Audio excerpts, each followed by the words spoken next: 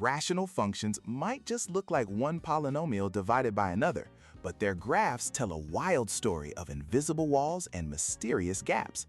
The key to understanding them lies in one fundamental rule of math: you can never, ever divide by zero.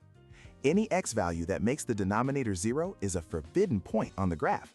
This is where we find vertical asymptotes. Think of them as electric fences. For a function like f of x equals x plus 2 divided by x squared minus 9, the denominator is 0 when x is 3 or negative 3. These become two vertical lines that the graph will approach, shooting up or down towards infinity, but will never touch. Then there's the end behavior. What does the graph do when x flies off to positive or negative infinity? That's the job of the horizontal asymptote. It's a guideline for where the function eventually settles. The rule depends on the highest power of x, the degree, in the numerator and denominator. If the denominator's degree is higher, the graph settles at 0. If the degrees are equal, it settles at the line formed by the ratio of the leading coefficients.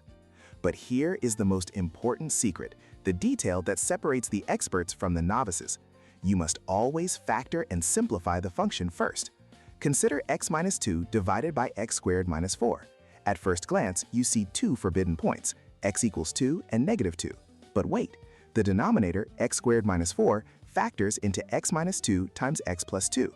The x minus 2 term now appears on both the top and bottom, so they cancel out. This means x equals 2 isn't an asymptote. It's a removable discontinuity, a tiny single hole in the graph. The only true asymptote is the one that remains at x equals negative 2. So analyzing a rational function is like being a detective. The forbidden points are your first clues, but factoring reveals the full story of where the graph breaks, where it has a hidden gap, and where it heads in the long run.